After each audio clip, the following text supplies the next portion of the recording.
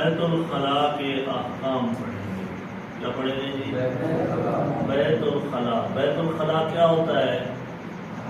یہ سامنے نہیں لکھا ہوا طہارت خانہ لیٹرین، اس کے احکام پڑھیں گے. یہ بیت الخلا میں کیسے جانا ہے، وہاں کیا کرنا ہے، یہ سارے احکام ہم پڑھیں گے آج. بیت الخلا کے احکام.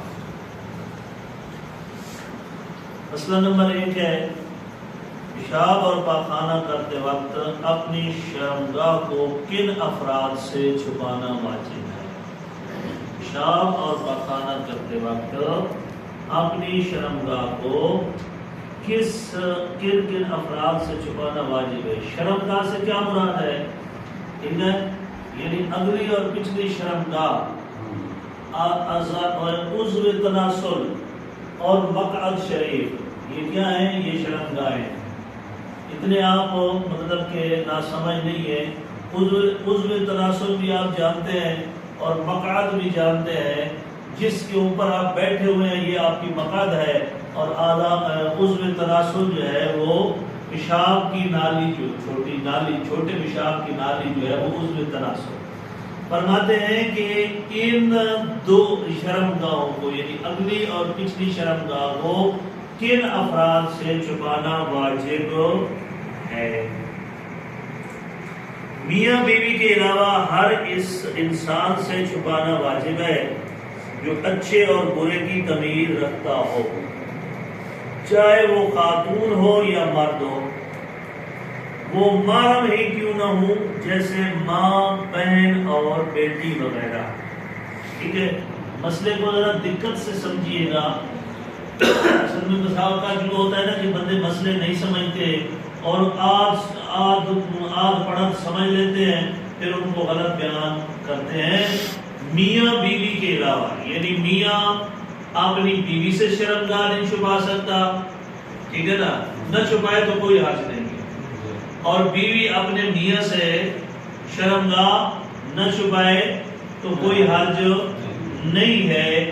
اس کے علاوہ ہر اس انسان سے شرمگاہ چھپانا ہے جو اچھے یا برے کی تمیز رکھتا ہے، جو یہ جانتا ہے کہ یہ چیز اچھی ہے، یہ چیز بری ہے، یعنی عاقل ہے، بالغ چاہے نہیں ہے، عاقل ہے، اس سے شرمگاہ کا چھپانا کیا ہے؟ واجب ہے. وہ خاتون ہو یا مرد، یعنی اچھے اور برے کی تمیز رکھنے والا چاہے مرد ہو چاہے عورت ہو، چاہے وہ محرم ہی کیوں نہ ہو. مثلا ماں محرم ہے، اس سے بھی شرمگاہ چھپانا واجب ہے. بہن محرم ہے، اس سے بھی شرمگاہ چھپانا واجب ہے. بیٹی محرم ہے، اس سے بھی شرمگاہ چھپانا کیا ہے؟ واجب ہے.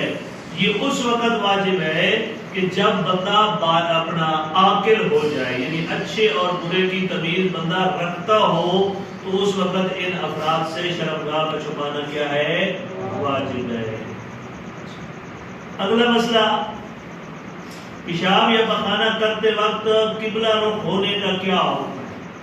بندہ پیشاب اور پاخانہ کر رہا ہے تو اس کے لیے قبلہ رخ، یعنی قبلہ کی طرف منہ کر کے بیٹھنے کا کیا حکم ہے؟ سمجھ آ گئی؟ توجہ سے سماعت کرنا. احتیاط واجب کی بنا پر پیشاب یا پاخانہ کرتے وقت بدن کا اگلا حصہ رو با قبلہ یا پشت با قبلہ نہ ہو. ٹھیک ہے، پیشاب یا پاخانہ کرتے وقت بدن کا اگلا حصہ بھی قبلہ کی طرف نہ ہو اور بدن کا پچھلا حصہ بھی قبلہ کی طرف نہ ہو. یہ احتیاط واجب ہے. یہ اگر آپ کریں گے، یعنی قبلہ کی طرف منہ کر کے بیٹھیں گے، چھوٹا پیشاب کرتے وقت یا بڑا پیشاب کرتے وقت قبلہ کی طرف منہ کر کے بیٹھیں گے، یا قبلہ کی طرف پشت کر کے بیٹھیں گے، پیٹھ کر کے بیٹھیں گے، کنڈ کر کے بیٹھیں گے، تو یہ بیٹھنا کیا ہے؟ حرام ہے، قبلہ کی توہین کا موجب بنتا ہے.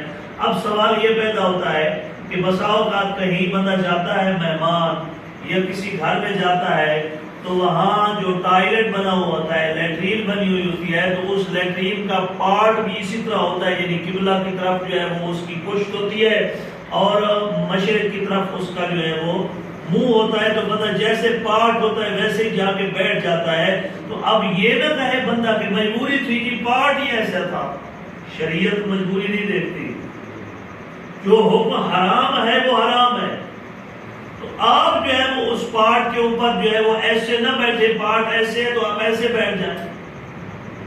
اولاً تو یہ چاہیے کہ جو پارٹ بنانے والا ہے، جو لیٹرین بنانے والا ہے، اس کو لحاظ کرنا چاہیے کہ قبلہ کی طرف پشت بھی نہ ہو بیٹھتے وقت اور قبلہ کی طرف منہ بھی نہ ہو بیٹھتے وقت. کئی بندے مسئلے سے لا علمی کی وجہ سے، مسئلہ انہیں نہیں پتا ہوتا، مسئلے کو نہیں جانتے، تو وہ لیٹرین کا پارٹ جو ہے وہ مشرق اور مغرب کی طرف اس کا رخ کر دیتے ہیں. تو اب جو جاننے والا ہے آپ کے اوپر اب واجب ہو جائے گا، کیونکہ آپ نے یہ مسئلہ سن لیا ہے، آپ کے اوپر واجب ہو جائے گا کہ اگر پارٹ مشرق اور مغرب کی طرف ہے تو آپ نے اس پارٹ کی طرف جو ہے وہ لحاظ کر کے نہیں بیٹھنا، بلکہ یہ شریعت کا حکم آپ نے انجام دینے کے لیے بیٹھنا ہے. یعنی آپ نے قبلہ کی طرف پشت بھی نہیں کرنی اور قبلہ کی طرف منہ بھی نہیں کرنا. ٹھیک ہو گیا؟ اور اسی طرح خود شرمگاہ کو روبہ قبلہ نہیں کر سکتا. بندہ بیٹھ جائے شمال جنوب، مثال کے طور پر شمال کی طرف پیٹھ ہو اور جنوب کی طرف منہ ہو اور اپنی اگلی شرمگاہ کو موڑ لے، اس طرح نہیں ہوتا. ٹھیک ہے؟ شرمگاہ کو موڑ لے، شرمگاہ تو میری قبلہ کی طرف نہیں تھی. جب مثال کے طور پر شمالن جنوبن بیٹھا ہے اور اپنی شرمگاہ کو قبلہ کی طرف موڑ لیتا ہے، بھئی ادھر جو ہے وہ پیشاب جائے ادھر نہ جائے، یہ مکوڑوں کی کھڈ ہے، اس کے اوپر پیشاب نہ جائے. مکوڑوں کی کھڈ کو آپ بچا رہے ہیں اور قبلہ کی طرف رخ موڑ رہے ہیں شرمگاہ کا، یہ بھی جائز نہیں ہے. سمجھ آئی یہ بات کی؟ اگرچہ اس کے بدن کے سامنے والا حصہ روبہ قبلہ یا پشت قبلہ نہ ہو، اگرچہ بدن کا اگلا حصہ روبہ قبلہ یا پشت قبلہ نہ ہو تو اس وقت وہ شرمگاہ کو جو ہے وہ کسی دوسری سائڈ پہ تھوڑا سا موڑ لیتا ہے، ڈائریکٹ قبلہ کی طرف وہ نہیں کرتا. صلوات پڑھیے محمد.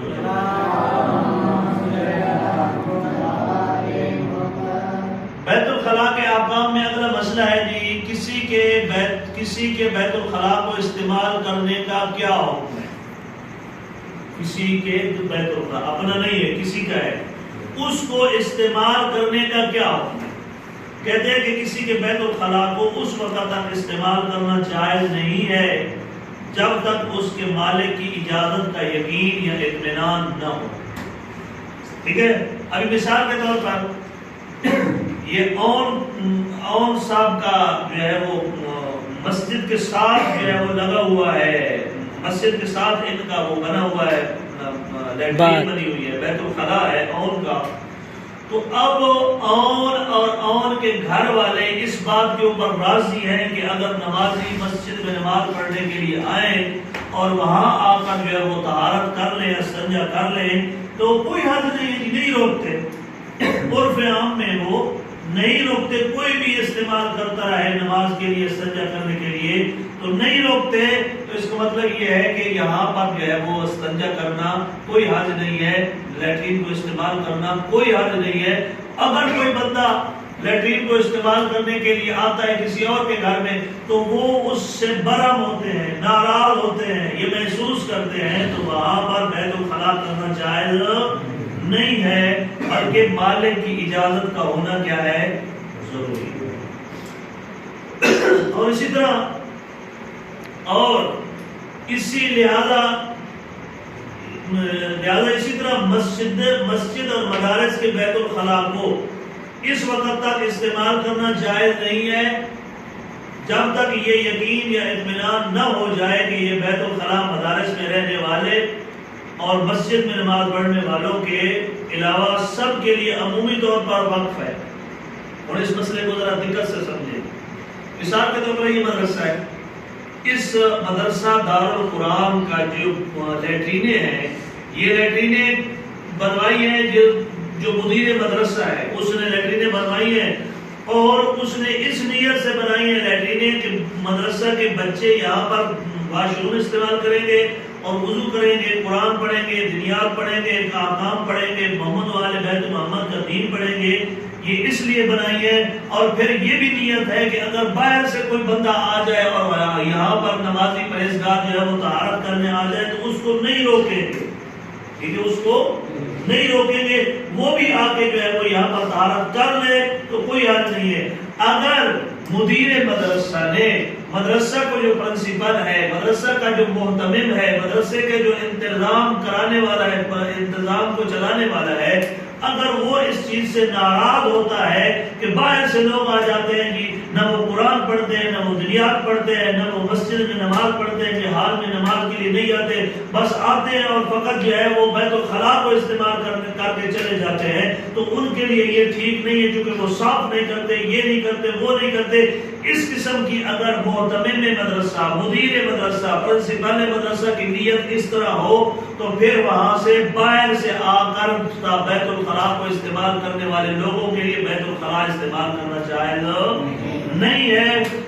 صرف طلباء اور جو مدرسہ میں آتے ہیں، مثال کے طور پر سال میں ایک جلسہ ہوتا ہے، اس جلسے میں آپ سننے کے لیے آتے ہیں مومنین، تو ان کے لیے جو ہے وہ بیت الخلا استعمال کرنا جائز ہے۔ یا مجلس ہوتی ہے، یا کوئی اور عزاداری کی محفل ہوتی ہے، یا حدیث نساء کی محفل ہوتی ہے، یا جشن کا پروگرام ہوتا ہے، تو اس کو اٹینڈ کرنے کے لیے مومنین یہاں آتے ہیں تو وہ بیت الخلا استعمال کرتے ہیں، لیٹرین استعمال کرتے ہیں، تو وہ مدرسہ کے متعلق پروگرام میں آ رہے ہیں، لہذا ان کے لیے جائز ہے۔ ویسے مدرسہ کھلا ہے، آتے جاتے لوگ جو ہے وہ چلو جی مدرسہ کھلا ہے جی، آج ادھر جا کر جو ہے وہ بیت الخلا استعمال کر لیتے ہیں، لیٹرین استعمال کر لیتے ہیں، تو ان کے لیے جائز نہیں ہے۔ ہاں اگر پرنسپل